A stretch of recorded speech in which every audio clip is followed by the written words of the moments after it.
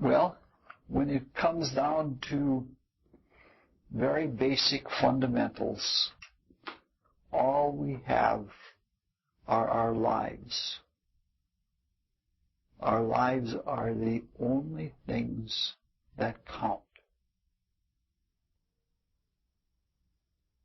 Even the past, or how we live relative to what we've done before, or what kind of background we came out of, what kind of tools we have, none of that counts except how we live right here, right now. The same is true with regard to our aspirations to the future, or whatever new is coming upon us in the time. The only thing that counts is what we do right now.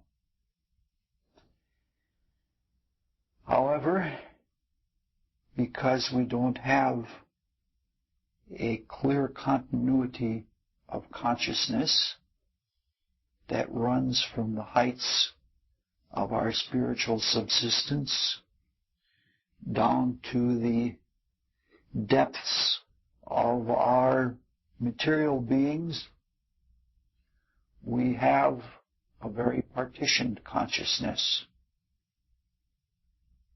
Our lives, in many ways, are very shallow.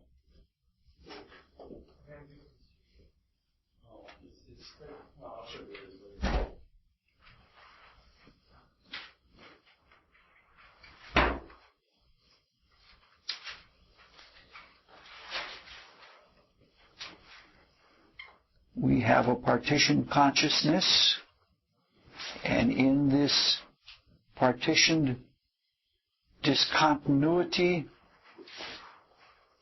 we do not see the purpose, the intent behind this creative impulses, behind the spiritual things on the other side of experience.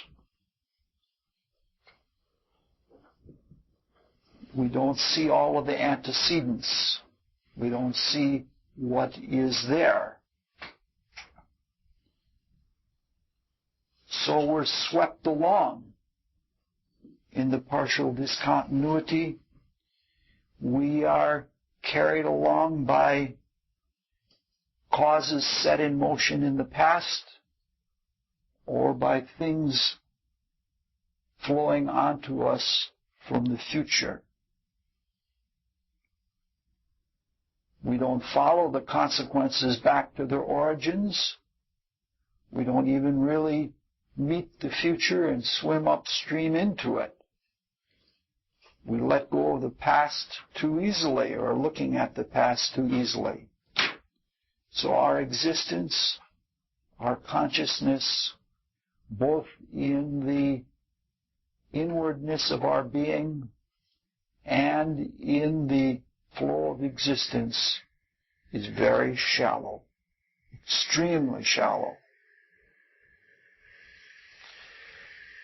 This is a dangerous place to be in, because to the antecedents, to the forms we see about us in our materialistic exile, in our partitioned little consciousness, those antecedents are vast and multidimensional and filled with meaning, just rife with meaning. And because our consciousness is so shallow and so partitioned, the things we see around us, we see as symbols.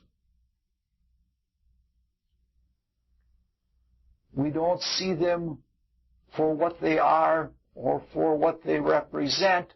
We just see the forms, and we use those forms as symbols to see what is behind. We're fortunate, I guess, that we have some consciousness of what is behind.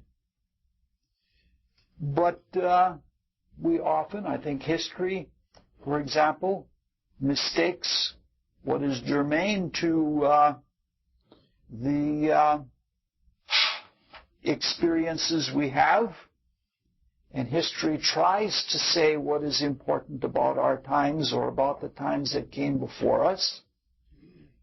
But because it's very shallow, it doesn't see things.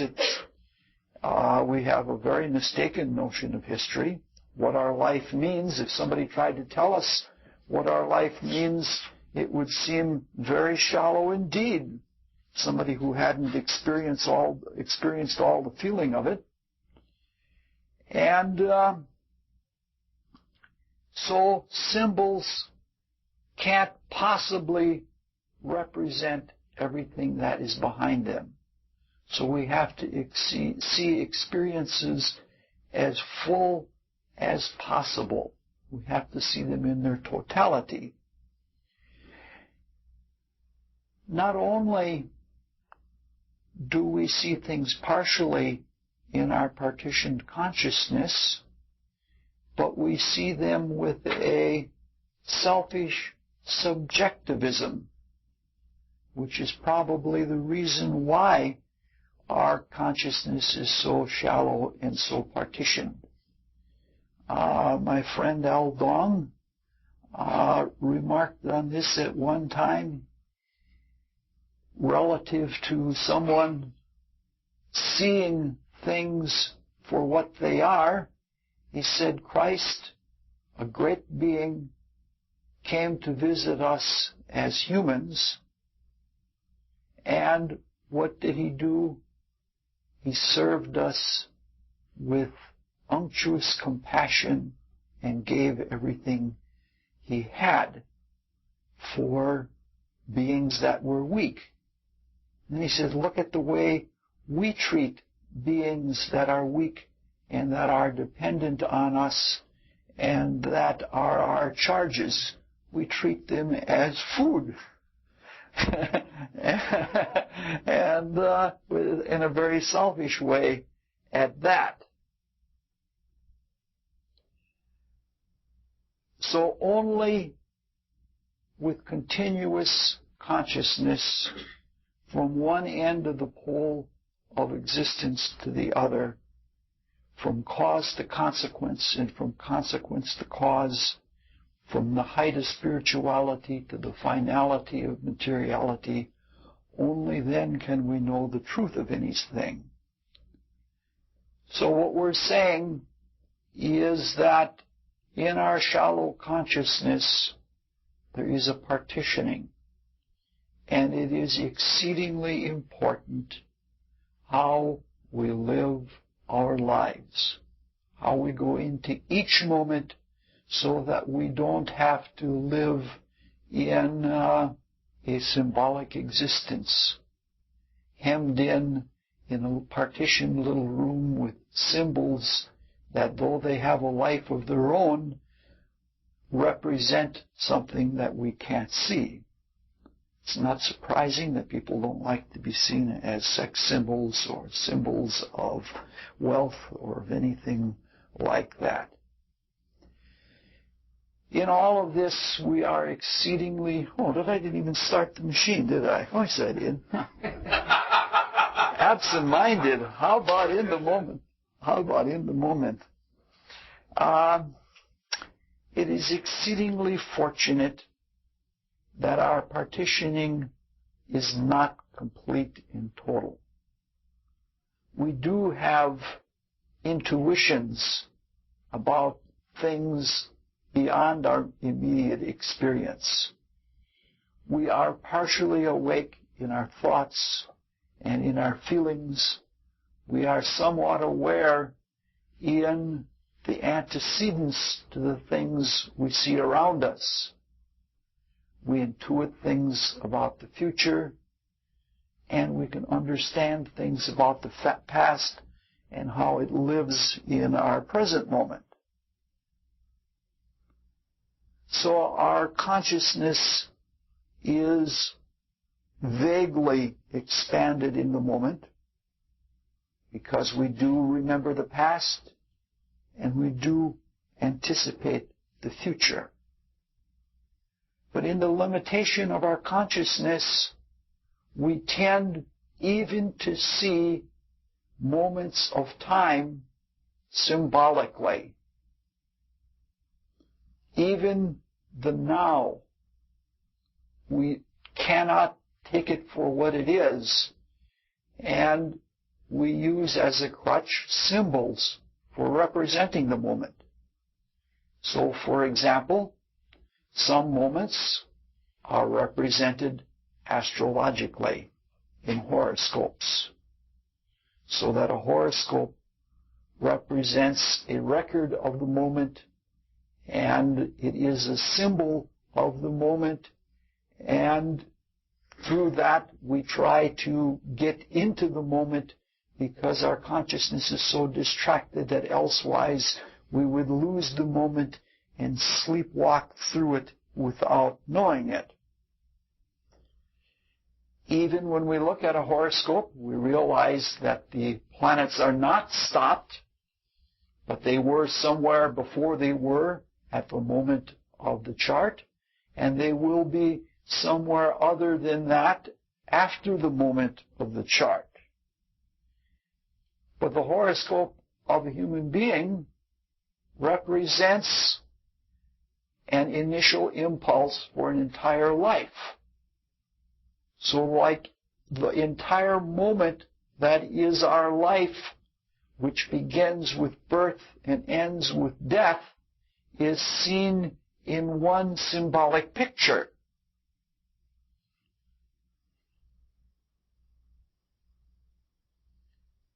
In that, the partitioning of consciousness relative to time or relative to the moment is very clear. We can look at the past and we can say the past is very objective. By having been lived through in the now, it has become factual. The past is the past, and the facts are the facts. Whether we accept them or not, whether we understand them or not, the things of the past are objective facts. So it's perfectly valid that when we look at any moment, we can look at it as the ripeness of the sum total of the past. So this is the way that most people look at a horoscope, or that most people look at a life. They say, this is everything that is ripe from what we have done in the past. And it's a perfectly valid thing to do. Everything we are is a result of everything we have done or have failed to do or couldn't do in the past. Even our soul, the stuff through which the spirit expresses itself, or you might say the flavor of the spirit, is a consequence of what we have done in the past. Because soul cannot be made out of anything but living experience. If we look at the partitioning of time in the other direction, it is perfectly valid to look at a horoscope as our posture toward the future. We can look at a horoscope, we can forget about all of the past, not that, you can't totally because it's going to come at you. You can forget about the past and you can look at the horoscope as a creative gesture, saying what happens if I put these paints together, or these colors together, or this stuff of life, what do I get if I live this way? And so the horoscope then takes on a totally different dimension. Instead of being a representation of destiny that is ripe, it represents all of the opportunities that we have put open and all of the tools that we have utilized to make something new accessible, to try something out that hasn't been tried out before.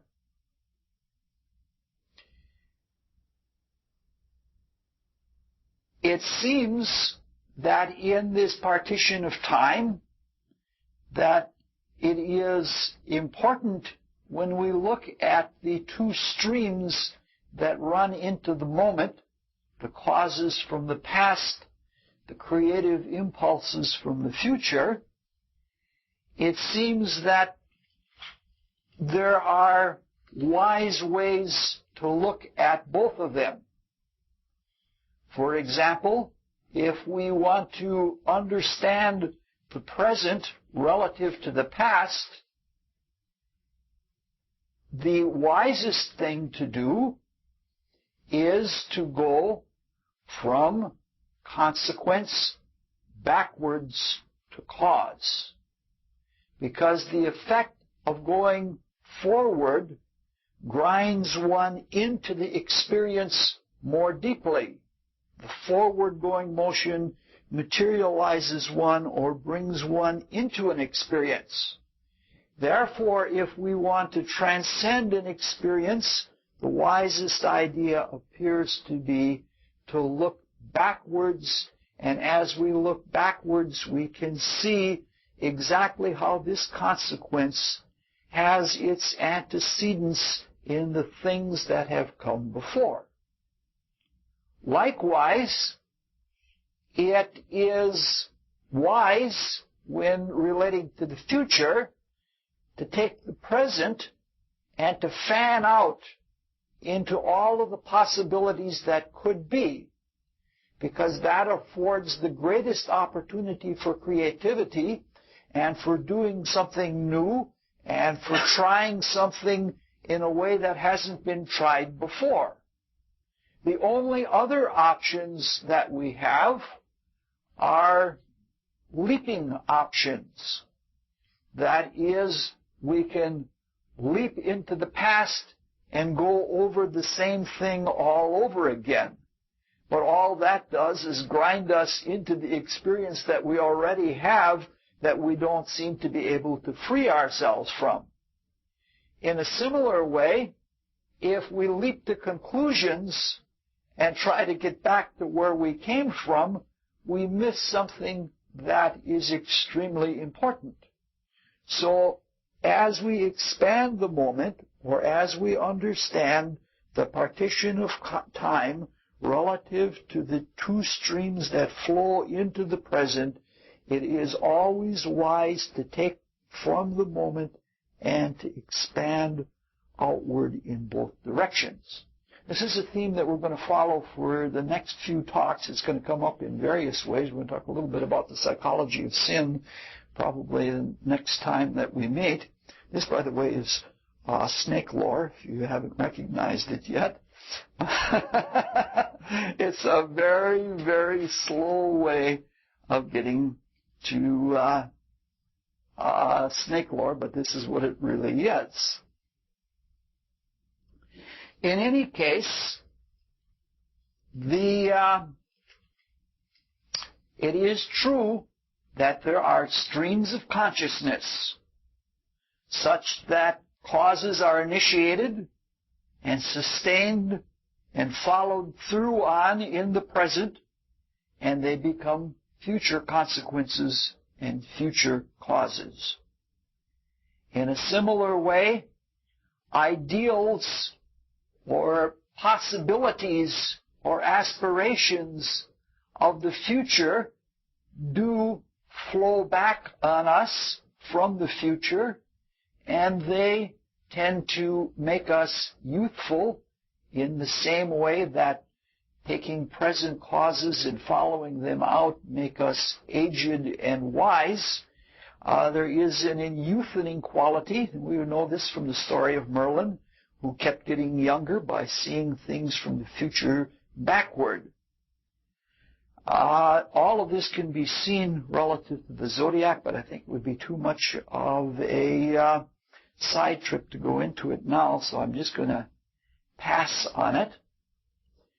And so it is extremely important, again, that we live right now, that we live in the present, that we pay attention and determine the quality of things as they are now, because that is what brings us into the proper understanding of the totality of the moment. In this regard, the present, the now, the moment is seen as a fulcrum, or as some kind of lens where the future is transformed through the now into the past, and the past is carried through the now forward into the future. And each moment then, relative to the now, relative to the immediate present, is seen as a turning point. And that turning point, in a way, throws light on what is coming, and it throws light on what has been by the immediate presence of right now. So what I'm trying to say is this is true for forms. What our bodies are now is a result of what we have done before, and they're pointing toward something that is going to be in the future. Rudolf Steiner has a very beautiful little essay or talk on prayer. And it makes this very fact that the prayer, that in the depths of a prayer, one opens oneself to the future, at the same time one comes with the burden of the past. And that in a good prayer, the burden of the past meets the flow of the future, and there is in the now a reference so that both can be seen more completely. I don't know if it's in print right now, but I very highly recommend it. It's something that takes only about 20 or 25 minutes to read. I don't think it's more than 20 pages long. My experience of it was really quite something, because it removed a huge prejudice for me. I was very interested in prayer. I guess I always have been. And I thought that here I would have something from a man who is a Pisces with Scorpio rising, that this would be something really feelingful, and I would really get the gist of the feeling of prayer. And it turned out to be a statement about the past, the present, and the future meeting in the moment. And I was greatly disappointed. I said, how can this be about prayer when there wasn't anything about feeling or emotion or anything like that? About 3 weeks later, it hit me just like a sledgehammer. And I said, my goodness, that is exactly what happens in each moment of prayer. Every time you go into prayer, that's exactly what happens, and that the feelings are the things that draw you into the moment, and they're important to it, otherwise the moment won't become live. But it is that kind of realization that that is what the prayer is meant to be. So the forms that are now represent things that are progressive, diversifying turning points, so that as there is a metamorphosis of form, you can follow it by following the history of automobiles, even in their style or what is put into the engineering. You can see that such and such a car was a transition between this principle and that principle being used in engineering. There's always that same kind of turning point. The same thing is true in much larger forms, such as whole evolutionary forms. They are all adaptations to the present on the basis of past experience and what is coming in as a new change in the environment. In fact, even the future is changed by the past. One of the simplest and best examples is the idea from materialistic science of anaerobic bacteria. According to materialistic science, at one time, our globe was surrounded in dense gases, not oxygen gases, but hydrocarbons. And in the early stages of life, the earliest stages were bacterial. And they dealt with what was present.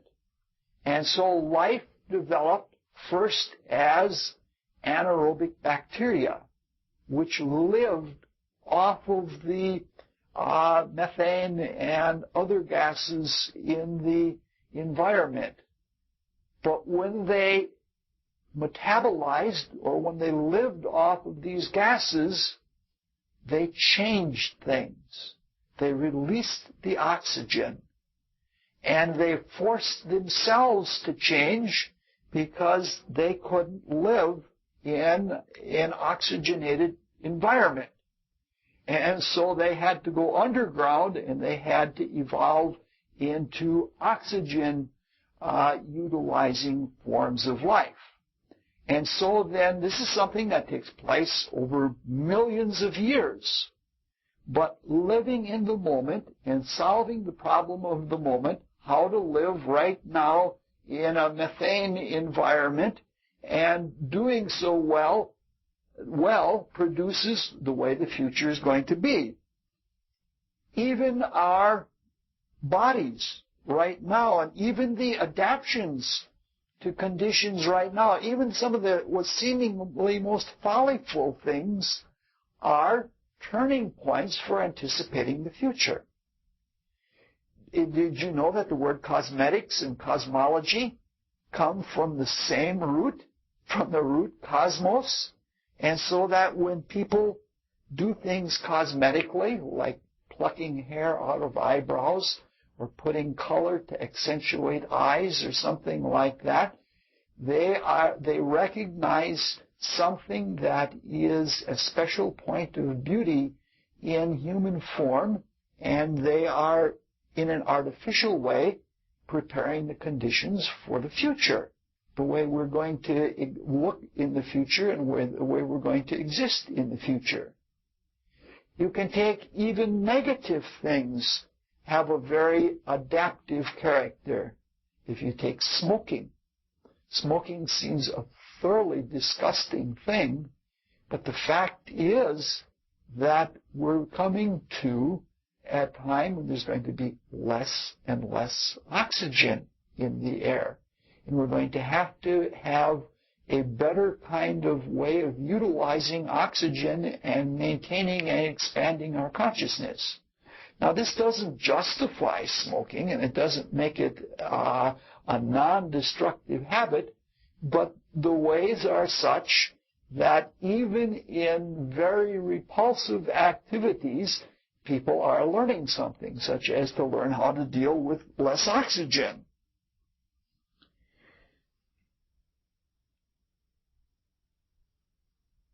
So there are larger and smaller forms, and there are larger and smaller moments. And this brings us to a very, very huge topic, or several topics that we're not going to have a chance to look into because there's something that would take lifetimes, but maybe somebody will get interested in it to do it. I know only the old-fashioned terms like taxonomy or philology, but basically what we're going to talk about for a few minutes is evolutionary biology. And it's going to be a rather different kind of presentation. And I'm looking to you to correct me and straighten me out, because I'm trying to understand something that I'm not sure I have a right understanding of. So there are turning points or turning forms which help us to go from one state of consciousness to another. We remember that we are spiritual beings with infinite spiritual potential, and that as we involve ourselves in forms, those forms become more elaborate and our consciousness wakes up more within them. And so we're talking about now form and consciousness and involvement of spirit in a very, very large sense. So there are phylum turning points and there are family turning points and such like that. And some of these turning points last millions and hundreds of millions of years. I think our cockroaches have even been around as a turning point for a long, long, long time. And in looking at these forms, we realize that it's something similar to what's happening right now to all of us. We're all living in the now, and we're proceeding into the immediate future, but we're not doing it linearly. It's not like one of us is leading and then the other one following and then another one following. We're doing it in parallel. And something similar takes place because, there are many, many possibilities. And God is not wasteful. So there are offshoots and branches and parallel streams of development, so that there are various diversifications, so that some beings can try various different types of experiments and do things in different ways. Some of the offshoots never become the central part of evolution, but they parallel it and they do bring things out of it. So we're going to talk, I'm going to be very loose about terms, and if there's any biologists, please be forgiving of me. So we're going to talk about a side stem of evolution, and three classes in that stem. The stem is the stem that includes the amphibians, the reptiles, and the birds. They follow one stem. The birds apparently developed out of the reptiles, and the reptiles apparently developed out of the amphibia, and the amphibia apparently developed out of the bony fish. Big turning points, many millions of years.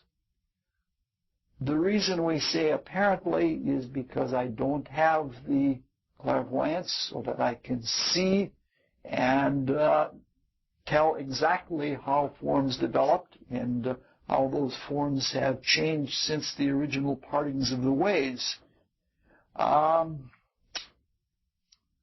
The words developed out of could be misleading even, because it makes it all sound like the way science sees it. And that is, it's all a big experiment, which is one of the ways you can look at it. It's perfectly true to look at it and say life is some blind thing and it is faced with these conditions and it just experiments, and this develops out of this, this develops out of this, and that is true. But it's only partially true, because spiritually we know that the world that we see now in the partitioned way, and in this partitioned way we have the illusion of this being all there is, and we're subject into all the materialistic illusions that science is subject to. But from spiritual lookings at things, we see that the material world is actually interpenetrated and suspended within larger and more grand worlds in which the consciousness is much more tendentious and intentional in what it is trying to accomplish. And there are indeed tutelary spirits or creative gods who are not so much only experimenting, but doing what they already know to be true to bring the experience to beings that have not yet unfolded any or very little of their consciousness, in the same way that educators put together plans to bring a child through to becoming a whole human being by introducing the child to the various sciences and arts and techniques of things. Truly, what we are in is a school, looking at it another way. And in this school, there are many, many teachers, and we're not just some blind experiment, but there is a great intelligence behind what we are doing, and there is an inner logic behind it all. There is another way of looking at what we're experiencing that is also equally valid. It is not only just a matter of building things in order to accomplish an end in an experiment, and it is not only being carried through an exercise to awaken consciousness. As we saw when we looked at the second chapter of Genesis, we said one way of looking at it is throwing off things or eliminating things that are impediments to waking consciousness, so that there is as much of a removal of complication to our experience, our evolutionary experience, as there is a creation of complication. Remember, we said that in the early part of this fourth revolution of the Earth period, the part called Lemuria, the time of the Garden of Eden, we threw off everything that wasn't human-like so that we could become human. And one might say that the whole of everything that we are going through, as well as being a creative activity and a school of learning, is a striptease. And that is of getting rid of everything that isn't us so that we can see the glory that is really within and behind us. So there was the naming of the animals. All of these outlooks are valid, and all of them give us some insight into what's going on. There may even be others, and probably we will look at others. So let's, looking at this in terms of a scientific experiment, in terms of an education, and in terms of a throwing off, let's look a little bit in a semi-symbolic way at amphibians, reptiles, and birds. Amphibians, such as frogs, must live at least part of the time in water. And they reproduce in water. This is so because they have soft, unshelled eggs, and they need to be fertilized externally, and this is done within the medium of water. Reptiles can live like amphibians in water and outside of water, but they don't need to be in it. They can live on dry land. Desert lizards live on dry land all of their life. They reproduce on dry land because they have hard-shelled eggs.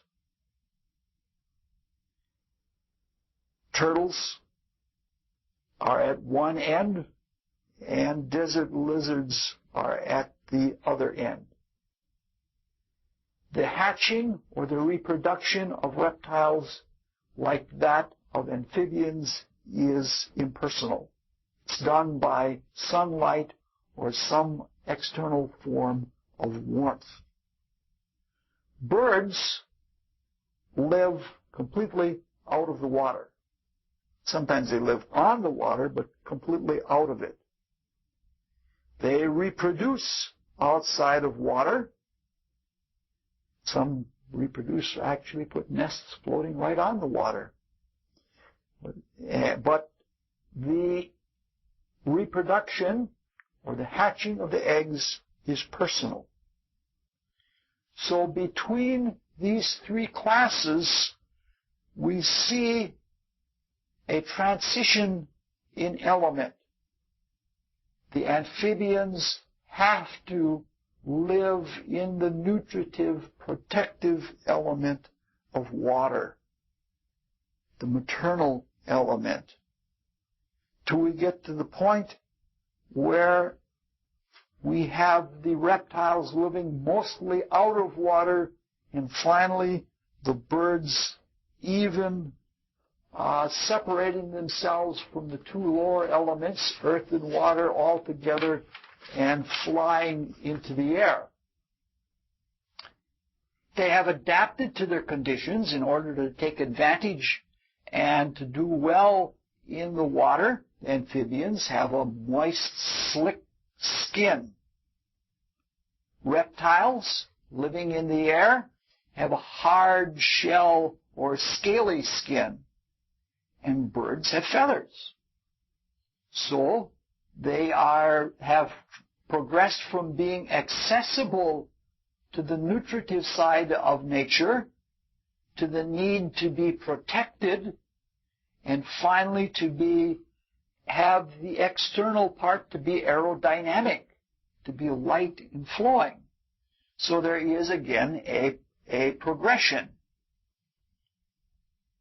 Amphibians, as adults, are quadrupeds, 4 legs.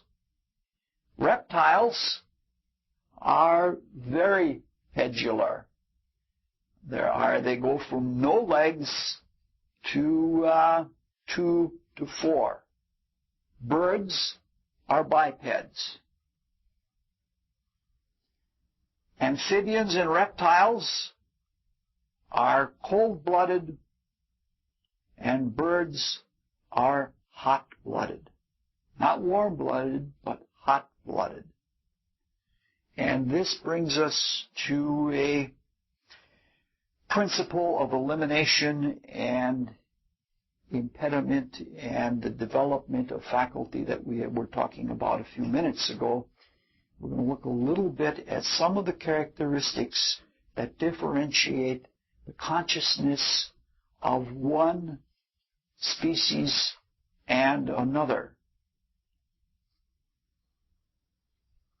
We have seen all along that spirit works its way into matter, and as it does so, being creative, it makes more and more elaborate forms in matter.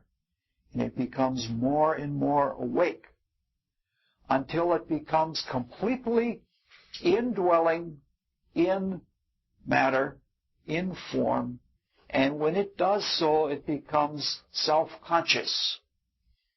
And it passes from being a creature through the act of self-consciousness to becoming a divine creator. After which the process is reversed. That the spirit begins removing itself from matter or expanding itself in matter, and its vehicles become more generalized and become more simplified with the progression of time. For example, there are some mammals that have much more complex organisms than humans. For example, the nervous systems of whales and porpoises. Very, very complex. So, we're talking about the stage of being human-like as the ultimate turning point. The turning point between being a creature worked on from without and drawing into the realms of experience to becoming a creator and giving and working and outpouring and becoming divine. So then there's a difference. So the human state is an ultimate turning point. With regard to all of this, we've been looking at the first and second chapters of Genesis. We saw in the second chapter of Genesis that in recent history, in the times of Lemuria, we eliminated everything that wasn't human and left the hand-me-downs for the animals to develop and elaborate. Even the side trips or the side stems that run in parallel. In the first chapter of Genesis, we noted the progressive development of faculties as one moves forward in time parallel through all of the different kingdoms. Now we're going to look just for a moment at the three conditions that are necessary in form on earth to become self-conscious right here, right now, to become human so that one wakes up to one's divinity.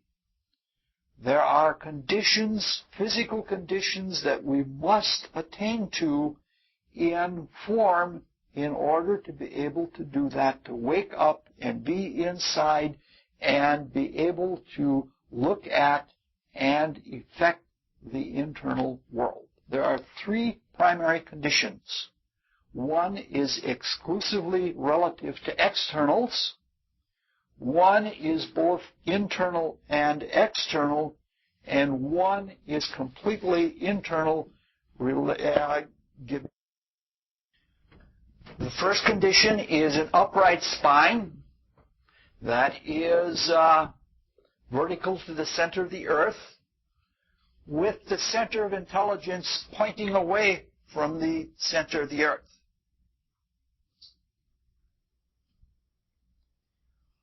Trees are upright, but they have their intelligence in the root, and so they are inverted. That trees are perfectly upright can be seen by looking at mountains. It was a big experience for me to look at mountains and understand something of what they meant. I can remember the moment I was going through the Rockies in Colorado, and I looked at the trees on the mountain, and they weren't at right angles to the mountain. They were at right angles to the center of the earth, because there is emanating out from the center of the earth the intelligent group spirit that guides the trees. And what is called a geotropism by biology is actually an intelligence that works through the roots of the plants, and so they are perfectly vertical. Plants, on the other hand, are horizontal, or at least spend most of their time horizontal, because they relate to a spiritual field of influence that surrounds the earth. So their group intelligence is horizontal. What? Oh, I said plants, I meant animals. Plants are, animals are horizontal and plants are completely vertical, especially with the backside being up. It's an interesting point. I have to get a little scorpion about this. It's an interesting thing that when humans copulate, that they, at least one of them, unless you're into really kinky contortionist things, is horizontal with the spine up like an animal. We want to remember that because we're going to come to that next time when we talk about the fall in the Garden of Eden, because it's a very important thing. So that any time that we're laying, we are subjecting ourselves to the animal forces, especially if we are laying on our stomach. It's an interesting thing that old people often have to sleep sitting up. I don't think it's possible to sleep standing, because when you're standing, you're so alert you can't sleep. And if you do leave the body, it just falls right down to the earth. It's interesting that the plants that are beginning to move away from the plant-like state into the animal state tend to spread out, like the vines especially. And of them, the plants who do not have roots that relate to the earth at all. That is the plants that are pure parasites. Mistletoe. Mistletoe is a plant that has no roots and that spreads out horizontally as the vines do. And mistletoe, because of this, because of not having roots and because of being capable of horizontal growth, is the first plant to have a desire body. And as a consequence, the mistletoe is the first plant that is subject to astral influences. That is, there is an astrology that shows that the nature of the mistletoe changes according to the movements of the moon at least. And there have been experiments that have been done to prove that. In fact, I even have books on the subject. They're terribly boring, but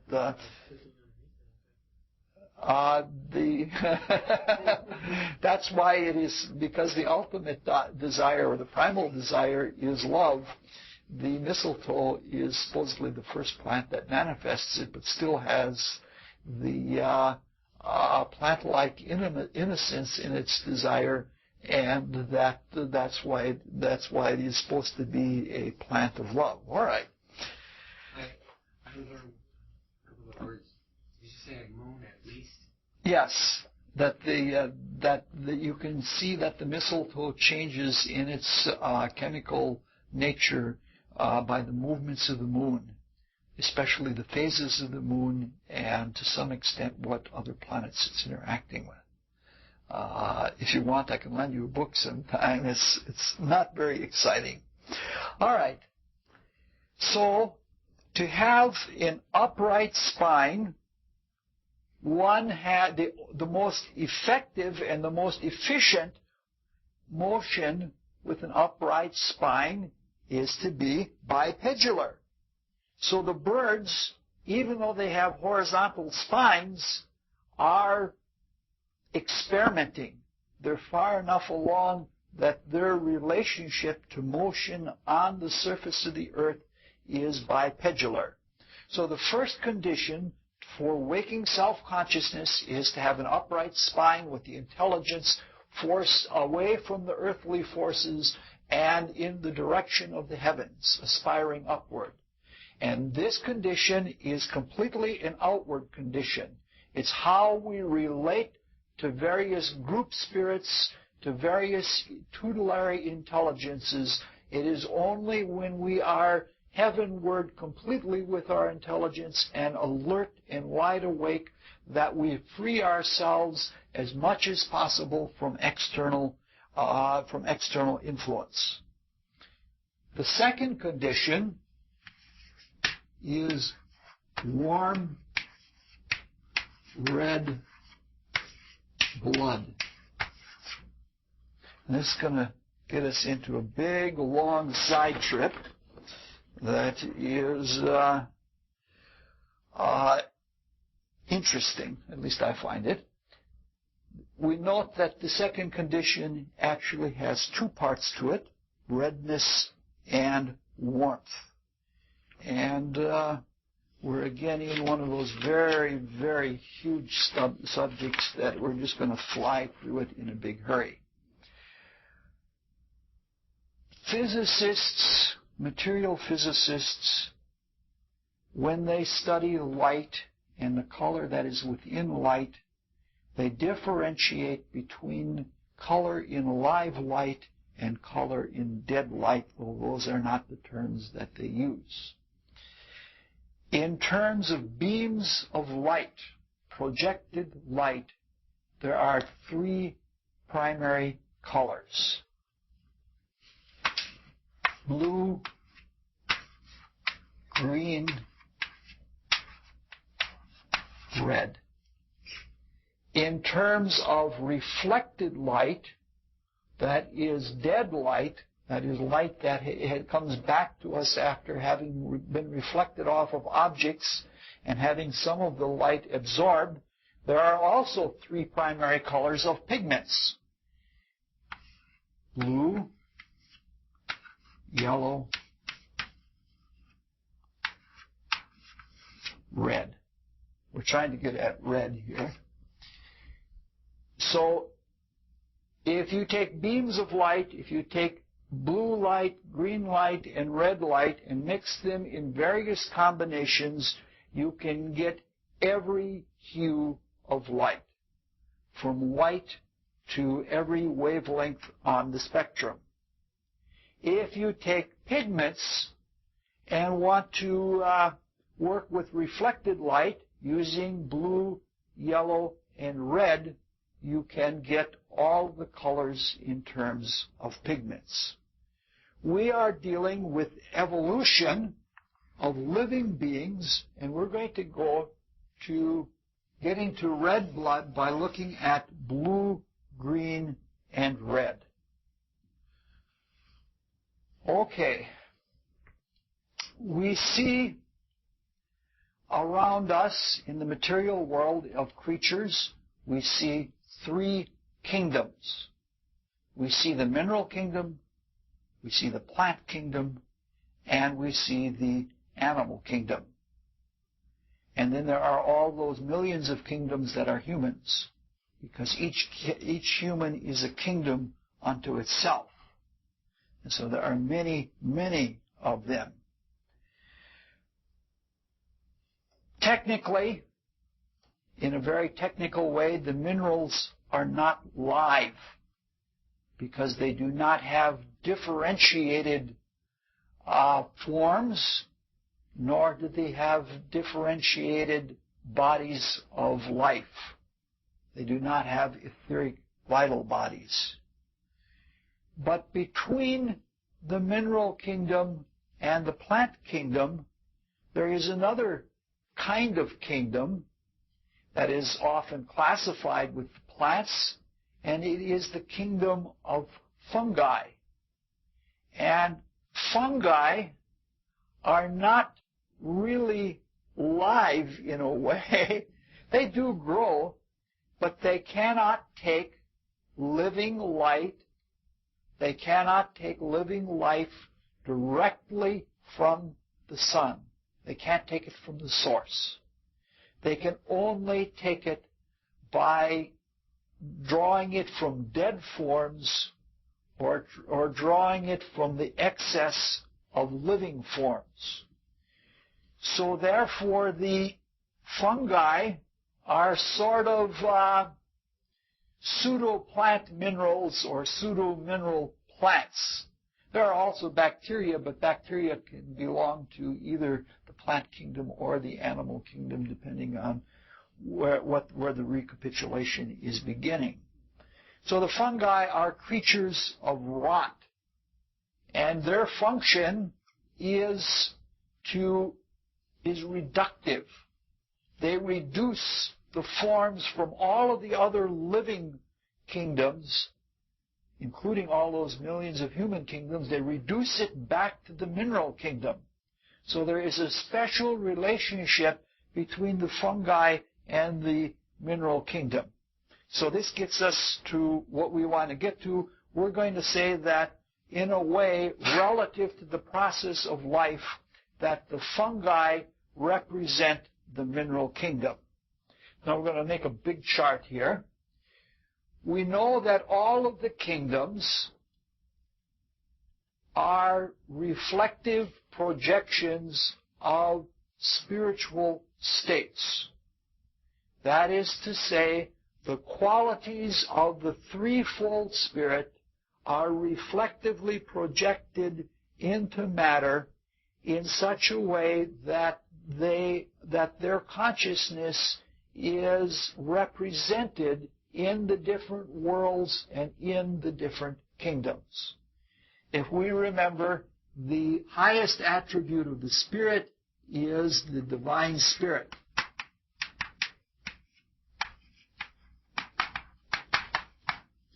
The next highest attribute is the life spirit.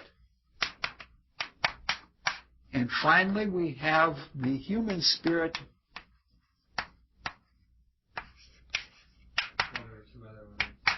Yeah, well, we've said that they transcend, and we've talked about their function before.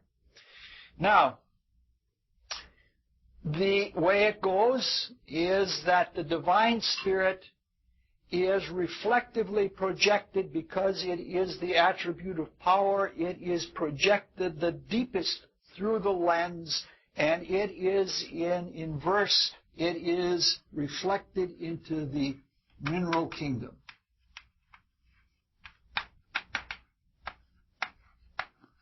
And so we have said all along that in experiencing the resistive mineral state, one unfolds the quality of will that is the divine spirit. In experiencing the plant state, one understands the principle of life and growth and vitality. So the life spirit is reflectively projected into the plant kingdom. And finally, the human spirit is reflectively projected into the animal kingdom. This is just a very, very brief review, just to look at something in a different way. Well, let's talk about it only. I'm not going to be able to get the whole thing on the board here. Ooh, I'll have to erase and write tinier. Since we're talking about life in kingdoms, we'll use the beams of light and relate the beams of light to the three kingdoms. The divine spirit and the mineral kingdom relate to blue. The blue of the mountains in the distance. The plant kingdom and the life spirit relate to green.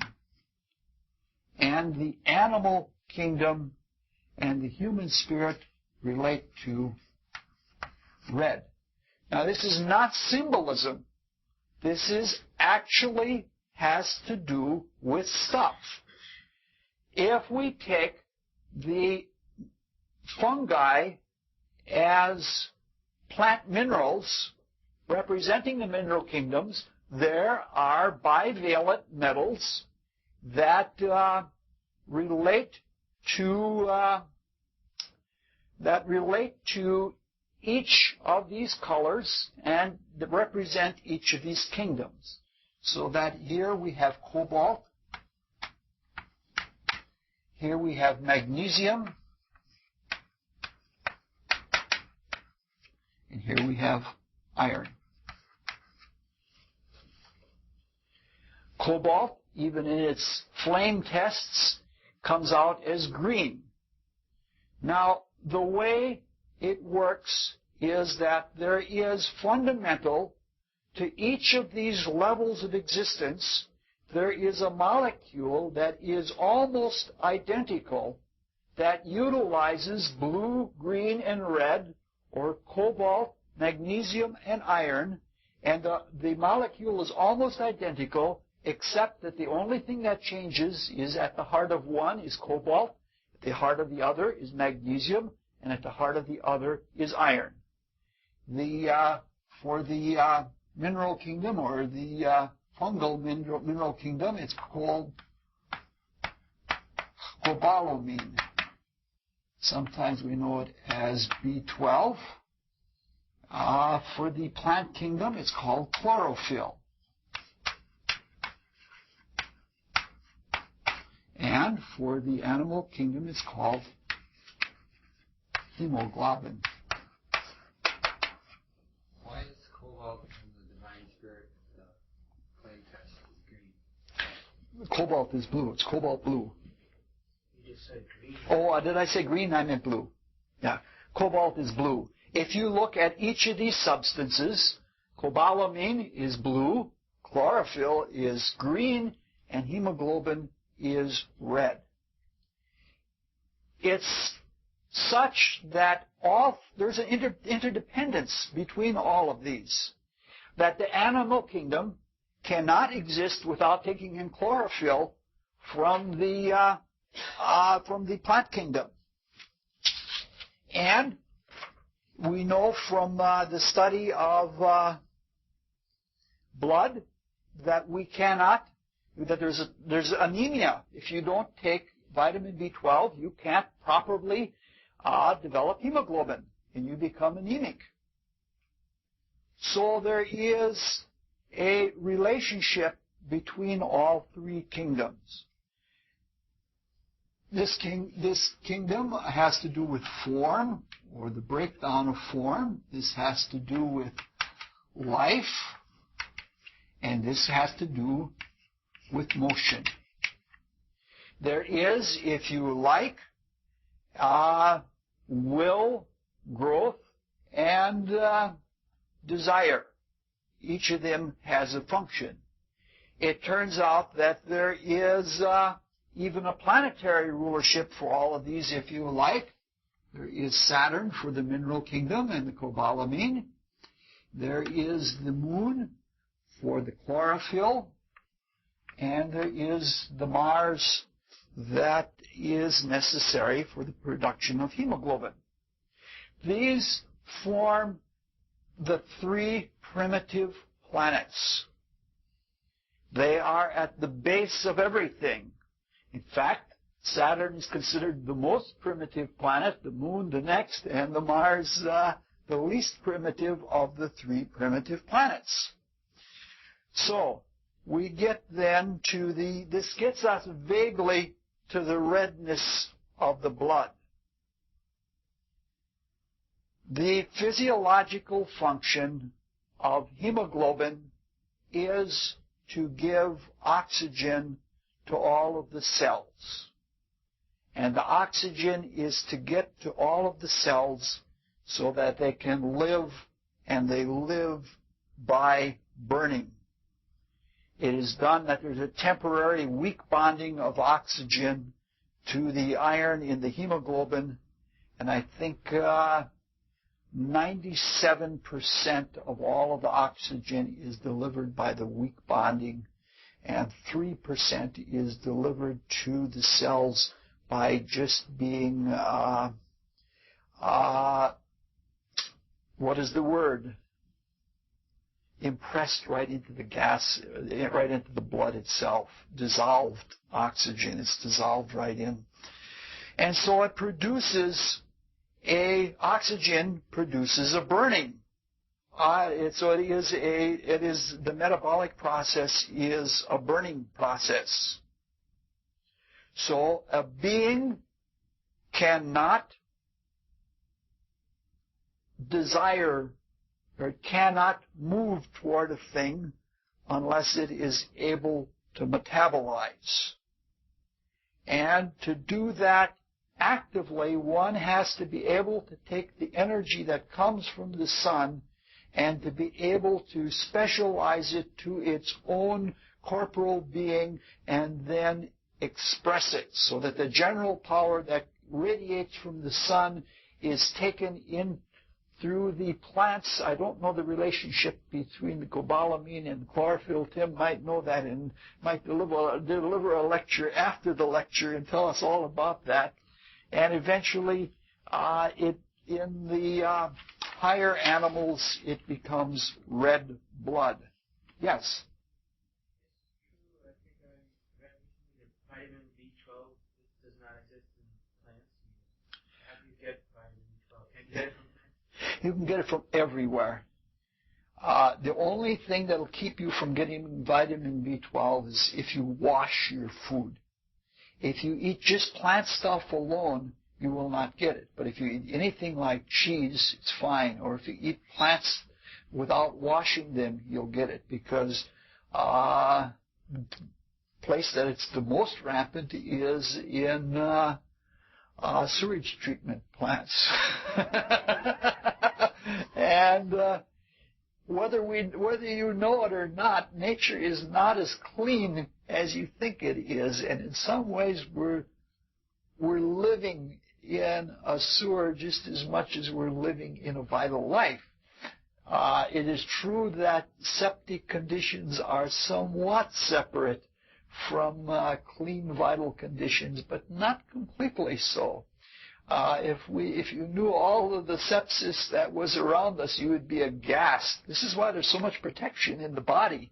In terms of skin, like all of the organs are lined with skin. That's a big problem. If you burst an appendix, you get decayable matter in areas where it isn't protected by skin. As long as the appendix is kept integral, you don't have to worry about it. But if you start bursting things inside of yourself, you're likely to sepsis.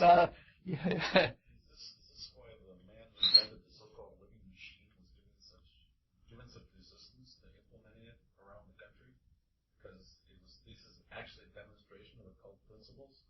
Of the scientific background. I don't know. I'll pass on that. There may be all of that. All right. So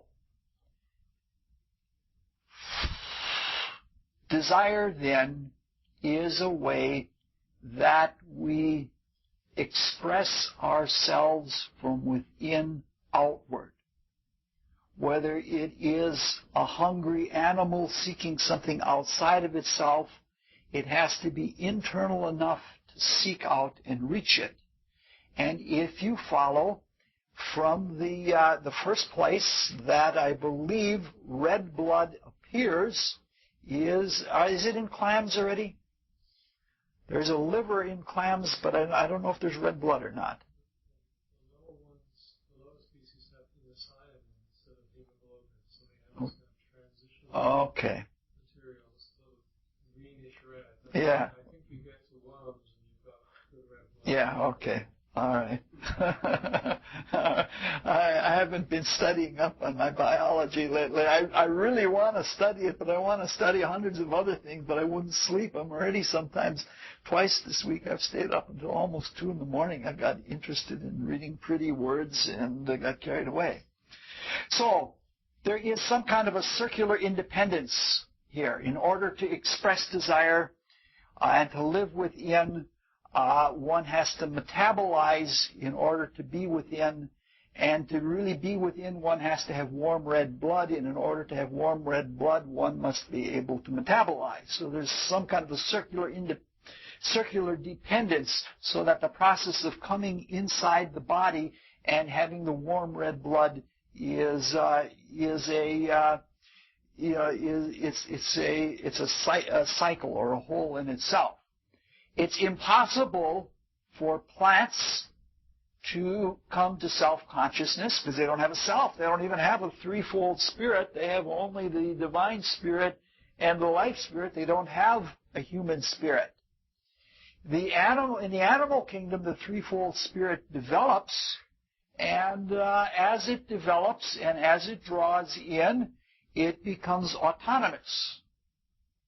And it only begins to develop a waking self-consciousness when the blood is not only red. The red facilitates the desire. That is the manifestation of the Mars principle in the body is associated with the redness. The warmth is necessary to be able to draw within, to desire and move toward the object of desire. So now we're at the second component, warmth. Now warmth is, we might say, a kind of spontaneous combustion. That the more the selfness or the selfhood draws into the body, the more it sacrifices itself, and the more it sacrifices itself in love, the more it warms things. Now, within warmth, there are again 2 subconditions. One is extensive and one is intensive. The extensive condition of warmth is heat.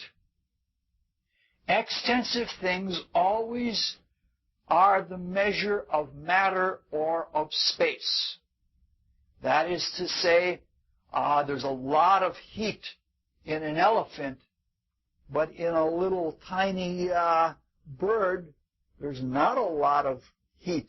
And so it can be snuffed out by a cold air mass that is sufficiently cold and sufficiently massive. Little birds freeze to death in the winter if they don't. But, all right, so extensive measures are always measures of space and of matter.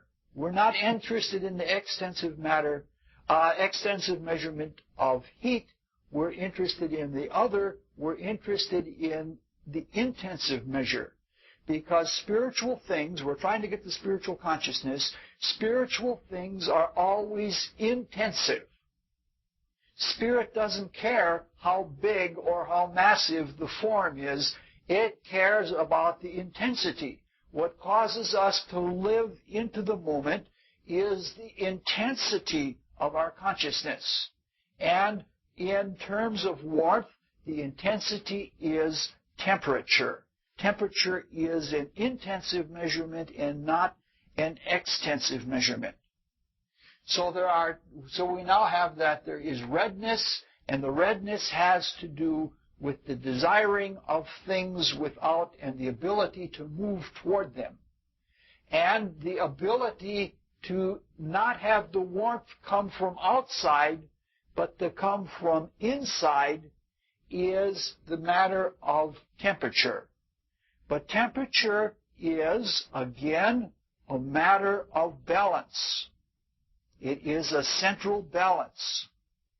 If the temperature is too cold, the consciousness becomes sluggish and subjective. So cold-blooded creatures can desire things and can reach out for them, but they can't have the warmth and the conscience and the qualities that come with being more inside. So this is an inside-outside kind of consciousness. The amphibia and the reptiles are cold-blooded, and so they're guided from without. And the intelligences that guide them are very smart and very adaptable. They can do marvelous things, but the consciousness and the quality of spiritual awakening is not such that they can draw within and have really spiritual qualities. Birds, on the other hand, go beyond the mean, and they're hot-blooded. The degree of metabolism that is necessary to be able to fly, you have to burn so high, at such a high temperature, that the self-consciousness cannot dwell. It's outside of that very narrow range of consciousness so that the birds can't be there. So they have wonderful freedom, they have wonderful capacity and motility and everything else, and they have heat, so that if they had an upright spine and they could control their temperature, they could become self-conscious. Mammals, on the other hand, they have variable temperatures and have horizontal spines. All right. Yes. So you're saying that the greater your intensity of consciousness, the greater your body temperature will be. Like if you take 98.6 as the human body temperature, we should have the highest on the planet. No, because the self-consciousness can only come because what happens is if the body temperature is too low, one falls asleep, literally, from self-consciousness. Like if you freeze to death, you fall asleep. It's one of the easiest ways to go. It's even easier than carbon monoxide because you just fall asleep. Until you start falling asleep, the shiver mechanisms must be absolutely horrible, because through the shiver mechanisms is how the spirit tries to rev the body back up. If the temperature gets too high, you also pass out. So that the birds are guided from without because their temperature is too high. In the physical earth, as it is now, expressing through hydrocarbons, there is only a small temperature range, I think somewhere between 96 and maybe 104, that you can have self-consciousness inside the body. Yeah, I was just making a point. Yeah, I know what you're... Between kingdoms. Yes. We're the highest kingdom on planet Earth. Yeah. If you measure everybody else's body temperature, other kingdoms are ours. Theirs should be lower. No. So that's what I don't No, know. you don't. The ability to metabolize on Earth and to be able to free oneself from Earth goes along with what you're saying. The higher the body temperature, the more one can escape from the Earth. That if you can crank up your temperature, like that of a bat or of a bird, you can free yourself from the Earth and fly. I was talking about the intensity of consciousness. Oh, yes. Right? Yeah. The greater temperature you Yeah. have. I know what you're saying, but it seems that there is more of a factor than intensity of consciousness that makes for the temperature of the blood. I think that it's not only an intense consciousness, but a controlled intense consciousness. Because you can heat your blood up. You can drive yourself up, and there are people that put themselves literally into brain fevers. And if the temperature gets so high with the hydrocarbons on Earth as we know it now, if the temperature gets so high, the delicate nerve tissue starts to break down, and that even if you're capable of having self-consciousness, the stuff isn't ready for it, and you've actually deteriorated or burned away the brain cells that are necessary to have the consciousness inside the body. So we're getting closer. If we start from amphibians and work up to reptiles to birds, humans, we get more and more control. Yes. More and more internal control, as well as more intensity of living in the moment and the ability to metabolize. Good. I think we're clear enough. Okay. Yeah. Well, I don't mind it. I think it's a good thing to keep me held down a little bit here. Are you saying that with dogs sit up in a car seat and drive a car, that they're allowed to shift levers, that they're actually increasing their consciousness because their spine is upright? Yes. Yeah. And they can only do it for so long. It is actually a torture to an animal, and I don't know that the experiment has been done, but I believe if it's one of those experiments, like if you keep a cat awake, for example. You know, the guy in the back set his car up so his dog could drive it. Yeah. And he drives it. Yeah. The dog drives the car. Yeah. He knows how to stop it, start it, move it, the whole thing. He Yeah. never sees his girlfriend. Yeah. All right, we're getting awfully long here. But yeah, I believe it's an experiment that if you, for example, there are experiments that people want to do, but I don't want to do. But if you keep a cat awake, for example, for too long of a time, it'll die. And if you keep an animal vertical and upright for too long of a time, I think it will also expire because the control is lost. Now, everything we're saying here is relative to the Earth, relative to the hydrocarbons. It is possible, I assume, that you could probably make silicon hydrosilicates rather than hydrocarbons, and I suppose you could work with different temperatures, but yeah.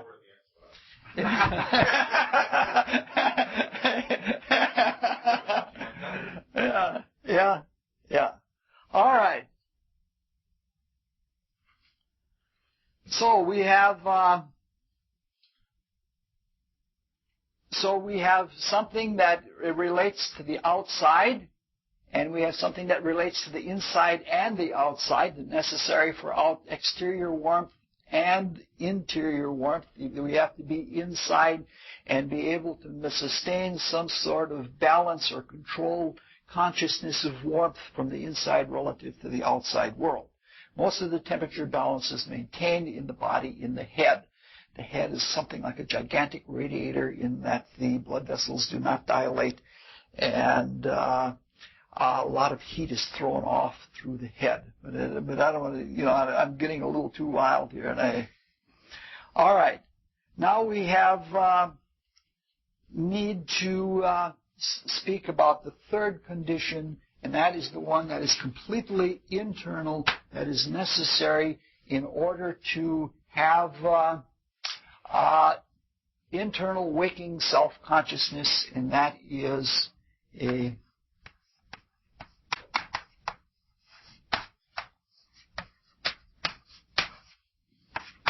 Is there an E in there?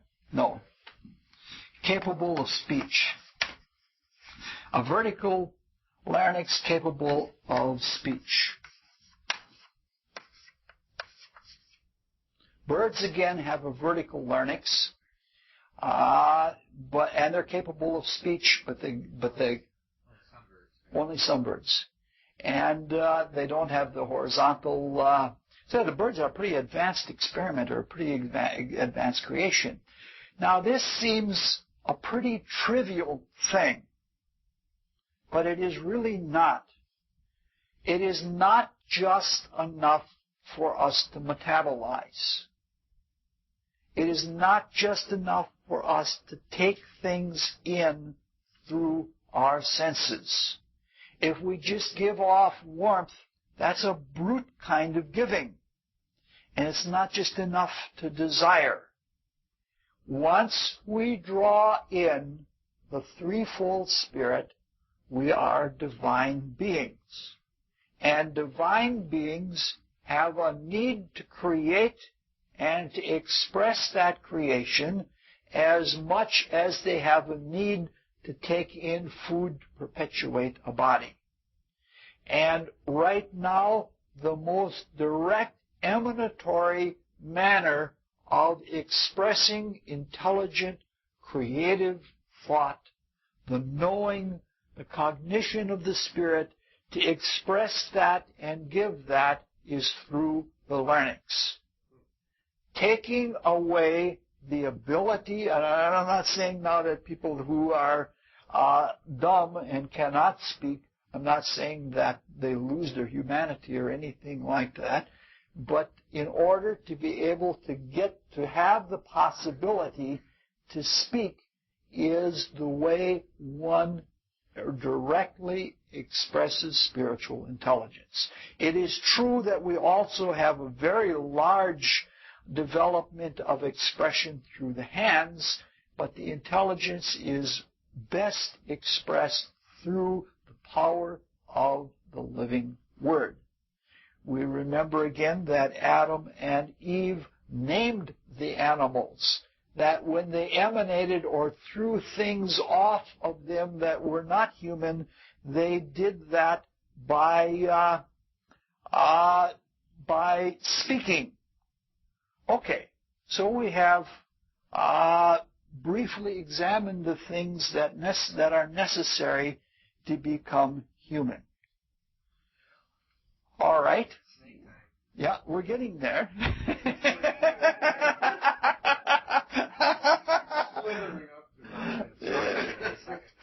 Yeah. So we've briefly looked at a parallel stream of development that goes through the amphibia, the reptilia, and the birds, the avians. Or what is the avians? I believe that's the right term. In the middle, between the amphibia and the birds, are the reptiles. In the middle of the reptiles, between the turtles and the lizards, are the snakes. And so we'll talk just a little bit about the snakes, but since what we're going to talk about is lore, it's going to be much more symbolic than it is going to be directly expressed as in science we have just done now, or pseudosciences we've just done now. Serpents seem to represent everything we despise in human qualities. It's not surprising that the curse that the serpent would be despised is so, because if we look at in a pseudoscientific or a pseudo-symbolic way at serpents, we can see why it is so. They are cold-blooded, and therefore they seek external heat sources, just like the Lucifers sought external heat sources. you will find no snow snakes. And if anybody sends you out looking for a snow snake, you know that they're putting you on. They are cold-blooded, but they have red blood. They desire things from without. They desire things outside of themselves, but they do so without the warmth and the conscience and the more human qualities that come with warm-bloodedness. It is exceedingly hard to tame a cold-blooded animal, a snake included. There is the level of consciousness is just too primitive. So it is cold desire, it is selfish desire. Snakes are scaly, and they are armored. They're not fluffy like birds, and they're not slick and moist like the amphibia. So they have a cold, hard feeling about them. The entire body touches the earth. They are, in literal terms, low down. They are not near the higher elements. They can swim, but they are low down all of their life, so they have, in some ways, an extremely earthly, material type of quality about them because they're always hugging close to the earth. They even hear through the earth. Like worms, they hear through the earth. They are very strong in the personal senses. The personal senses being the sense of touch, but especially the sense of smell and the sense of taste, the chemical sense. And animals that are strong in the personal senses are again very, very earthly, personal animals. This is one of the raps against pigs, is that they don't have good eyes and they don't have good ears, but they smell and taste things, and it makes them extremely earthly. Even the tongue in a snake is a chemical receptor. It tells temperature and it tells chemical presence. And so they're, yes. Yeah, they have nostrils in them, extremely well-shaped nostrils. For the entrance of air, it's stronger. I don't know if it's like in humans that the air comes back on the tongue, and because in humans the sense of smell, part of it is in the olfactory, but part of it is the air comes back to the tongue, and some smells are actually tastes. And there's a lot of overlap of tongue, smell, and taste. Do they seek their food by smelling? Yeah, they seek it by, it's a chemical reaction on the tongue. And they are surfeiters. All of the, how would you say it, animals that do things with chemical personal senses, they are senses that tire out. The chemistry of, like you can't, it's very hard to tire out your vision and almost impossible to tire out your hearing. But in just a few minutes, a few minutes of eating, your sense of taste, the ability goes way down, and the same thing with smell. Like you don't smell certain smells after a few minutes because it tires out. So it's a surfeit kind of thing. All right. They even hear through their body.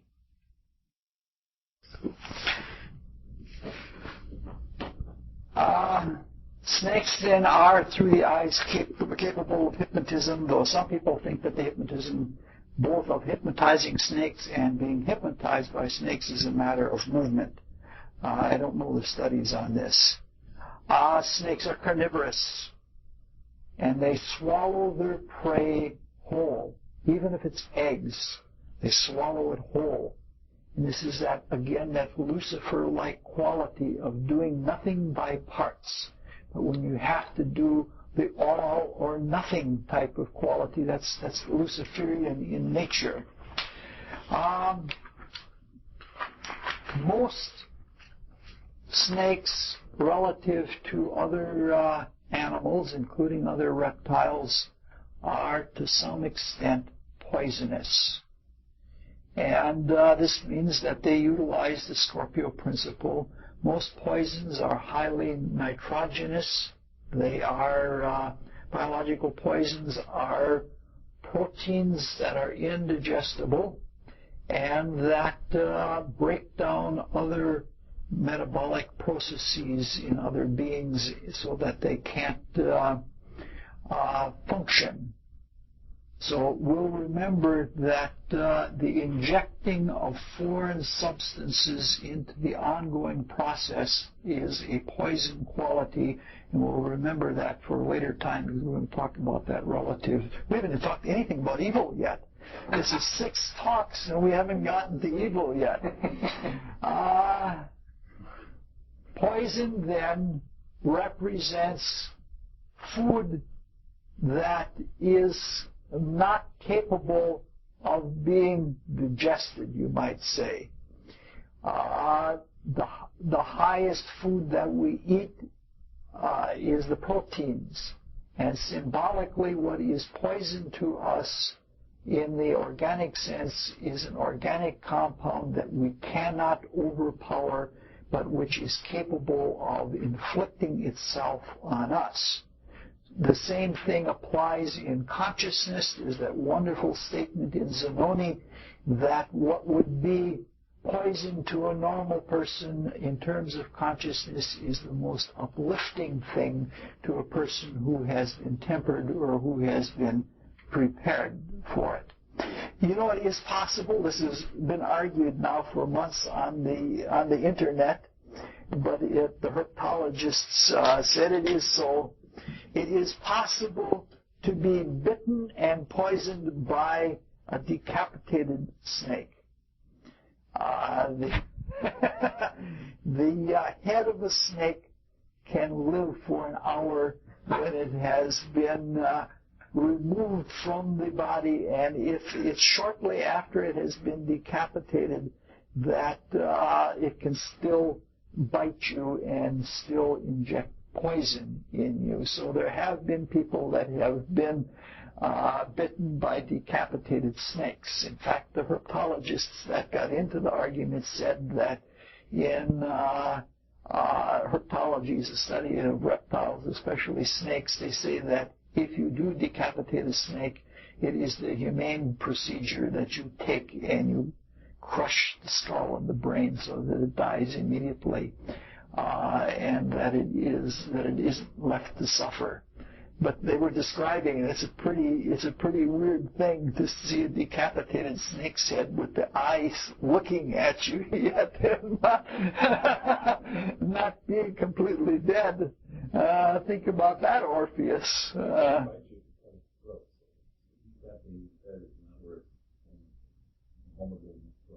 Yeah, no, it's vulnerable when you press the brain in. I know. Yeah. Destroy the brain, destroy everything. Yeah. Cut the ability to fight.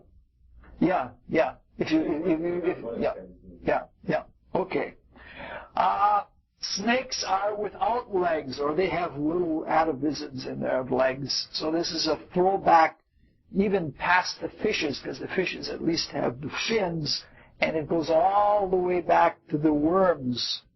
So snakes can squirm or swim or slither. They even slither up trees. It's most amazing the way they use their muscles.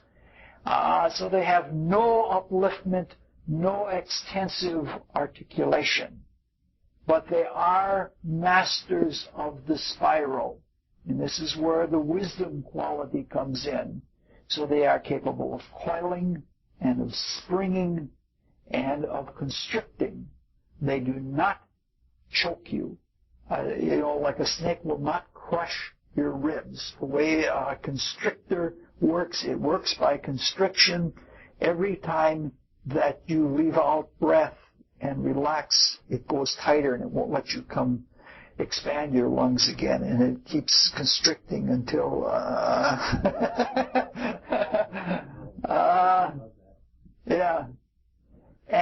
are also masters of peristalsis. So that it is the same spiral-like moving of an impulse along. They move, so they are rubbers. They rub against things and they produce a friction and they insinuate wherever they go. And for this reason, because they master the spring-like quality or the surrounding quality, they have always been considered symbols of wisdom. It is a very limited wisdom, and they digest things whole. They take the entirety of it in it. This is passed on to the birds. Some of the birds do the same things. I believe owls they swallow everything and then they regurgitate everything. They can't. I don't know. Do snakes regurgitate bones, or do they digest everything? I think they're strong enough to digest everything, aren't they? So they represent wisdom, they represent efficiency, they represent cunning, they represent the whole surrounding quality, which we're going to talk about next time. And because of all of this circularity, they represent time and eternity. Whether it is an object moving along inside the body of the snake by peristalsis, or whether it is the snake swallowing its own tail and representing a circle or a cycle, or whether it is a spiral, the serpent then represents a progress in time of some kind or another. Moreover, they grow by shedding their skin and producing a new skin from underneath. And so they have the Scorpio quality then of regeneration. That is what is responsible for our fall and bringing us into the materialistic earth-like consciousness, making us extremely materialistic, is also available to us as a regenerative idea. And then there's a very curious thing in snake lore. That is, snakes cannot stand to be around atomic sulfur.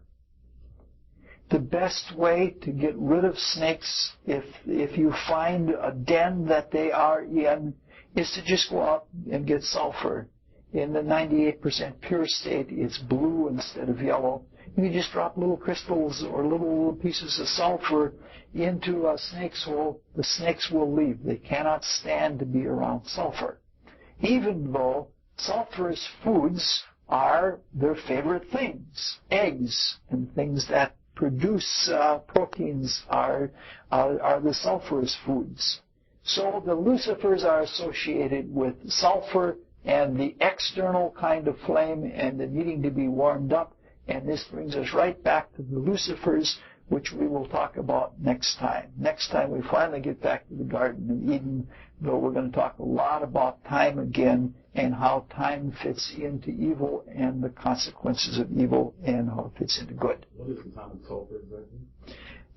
It's elemental. Yeah. Radioactive? No. It meaning to say that it's just pure sulfur, not any sulfurous compound. You have a comment or a question? I'll try to mix the boundaries between comment and question, so if you don't want to answer, okay. You can't make a comment. It sounded like you might buy into the concept of evolution when you discuss the animals, the reptiles coming from amphibians and yes. birds from reptiles. And what about human beings? Do they come from, if there's animals, and that's a different kingdom and there's evolution going on there, but what about human beings? Is there the same kind of process going on there? Yes. We didn't talk about the spiritual process of it. It's still continuing. In terms of form, we have eliminated most things that are animal in us. That is a process that is still going on to some extent, because it's very much as Paul says in the Bible that there is another law in my members against which I am fighting, and that is a creature-animal-like principle. But even in spirit, we're throwing off all of the spiritual functions that are responsible for the animal forms. That all of our ideas and our ability to form thoughts and to form emotions have been spoken into us by the gods. And in order to be completely liberated, we have to throw off them. And that may be done by the creative process. And in the same way that I don't know that we went through all of the bodies of all of the stems of the evolutionary tree, whether some human beings did part of the throwing off, and that's what without the clairvoyance, you can't tell that. I can't say that, whether birds are thrown off from us or whether they are a development that came from something that was thrown off from us. But in a similar way that the first thing that we threw off was form, now we're throwing off the stuff of education. And that by creative activities, when we externalize things from in ourselves that we are now unconscious of, if we can externalize them creatively, even in desire stuff, we throw them off of us, and we then have the capability in us without the influence of the gods. We become more and more free from the influence of the gods. But when we throw it off, we don't throw it off as awful. It's not something that we're rejecting. We throw it off as part of creation. And I assume that in like things that we do now, like with training the animals or bringing minerals to a higher state of functionality, that we are in fact doing a spiritual metamorphosis or evolution of consciousness that is parallel or similar to the evolution of form that was by rejection. Is that what you're saying? Well, I guess I wanted to tidy up a bit on the concept of evolution. If you're going in that direction with the animals, then maybe you may even say, well, Cro-Magnon and no, yes. That's where we came from, and then maybe somebody could have the idea, oh, he's going through the whole concept of evolution. He just set up the lower life forms. Yes.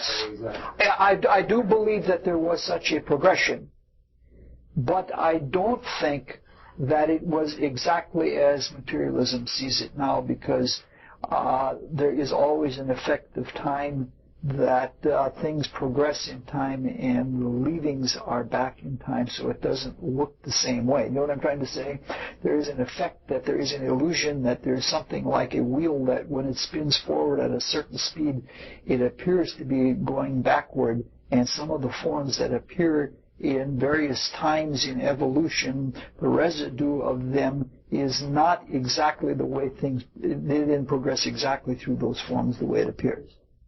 There is an apparent backward-like motion. I have some answers for you. All right. When I was 25, I started to grow fangs where my eyes are, and it happened to me. Mm-hmm. I have a cousin who was a direct infant, and his cousin raised the same age. He was born with hide and fur in his arm, from here all the way to the shoulder, and then removed, and regular skin from the stomach attached there, because he didn't like to be referred to as Wolf Larson. So I know that in my particular family, there is a line of lineage that's closer to the wolves or the tigers than the apes. I'll pass. Jim. Thinking before when you were talking about that third stage of the larynx and then the warmth and the consciousness, and you were talking about that having a lot to do with something with the divine spirit? No. I think it has to do all with the threefold spirit coming in. I thought somewhere along the line there you mentioned the divine. No, to become divine. Yeah, when we become gods. How would that tie in then with the top one there, the divine spirit? The divine spirit is one of the attributes. Is there a connection between that and the becoming divine? Yes. All three of these are put together as one entity. They are all attributes of the same thing. And the ability of that selfhood or that oneness or that godness of us has all three of these attributes. what comes from the divine spirit is the will, and it is the will to move or to desire that becomes expressed when the spirit becomes indwelling. Why would the will come from something that's inanimate?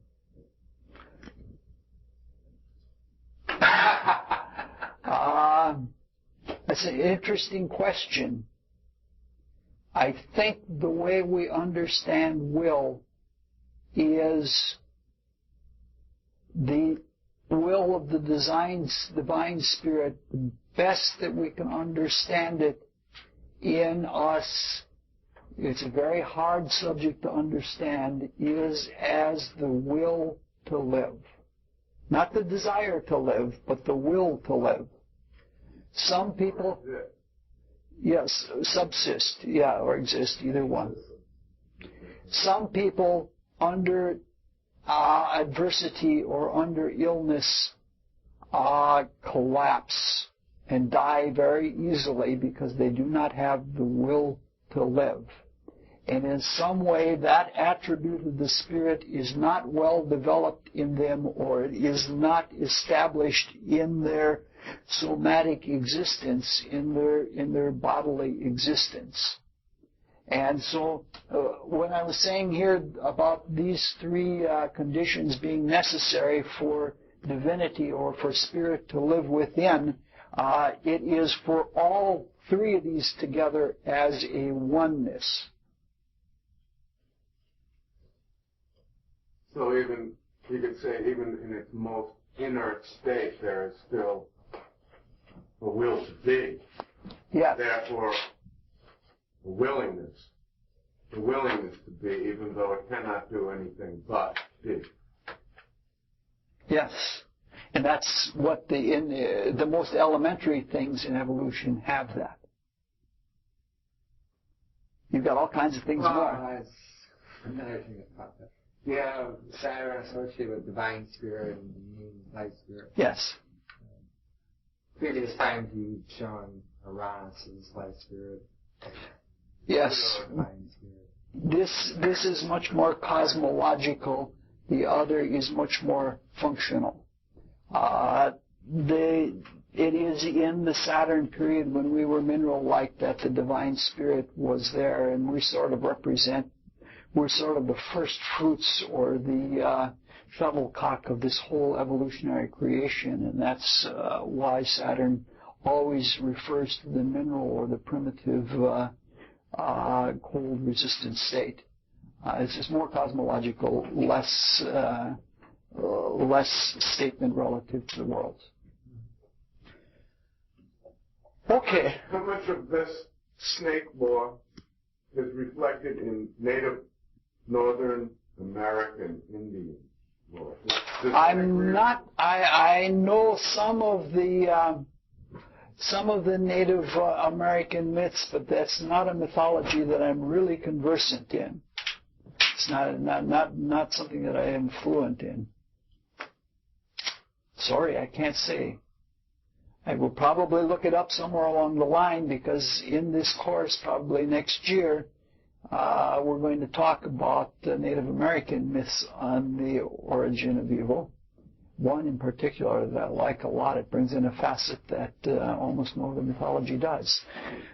Sorry for taking so long, but it was a good night. I liked all of the side trips. The whole business was a great exercise. Thank you very much. Thank you all.